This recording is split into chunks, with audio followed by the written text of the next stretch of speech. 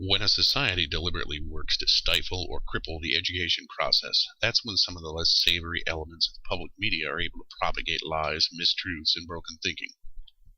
If you had told me 5 years ago that I would be generally concerned that we're heading for an Orwellian dystopia, I would have said you were being paranoid. I find myself today reconsidering that proposition. When you read some of the things that people are writing online as political commentary, you realize that people really are beginning to believe that ignorance is strength, that war is peace, and that freedom is slavery. People in this country and elsewhere aren't thinking anymore. They're just reacting. A guy on TV says hate, we hate. A politician tells us what we want to hear and then acts directly in contradiction to what they've said. We ignore it, or assume it's for our own good, or report our frustration at the targets they assign. From the birther movement to the taking by force of municipal governments, we have developed a bad habit of turning a blind eye to things that should, by all rights, have people up in arms. Here in Michigan, Governor Rick Snyder has proposed slashing education funding at all levels, with public universities and K-12 education taking the greatest hits. Yet at the same time, Snyder has given $1.8 billion in tax cuts to corporations which haven't produced jobs or stability in the state, even while opposing the one tax credit that has produced jobs, the relatively new tax credit for filmmaking. We give free money to corporate courtesans who service the Randite right wing, and then claim that we have to cut education because there is no money. Doesn't anyone else see a problem with this picture? The net result? A greater population of uneducated people who are competent only to fill out forms and push buttons, but not to understand that they're being relentlessly underpaid and overworked by corporations who don't pay taxes.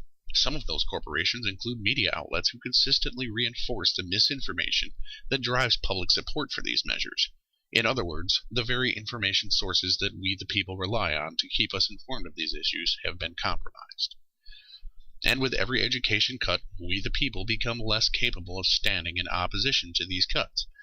We become ever more responsive to authoritarian corporate bullying. Give us our tax breaks or we'll take away your jobs. And we become not only increasingly reluctant to oppose such suicidal measures, but we become increasingly unable to formulate cogent dissent.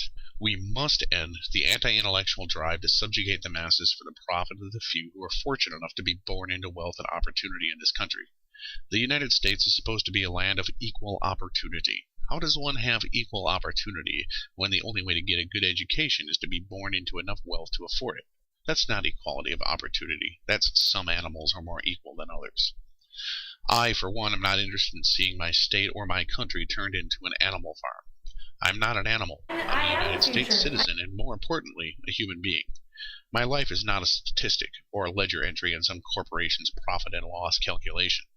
My will is not a toy to be manipulated by propagators of hate and division for material benefit of those who already have more than enough material benefits.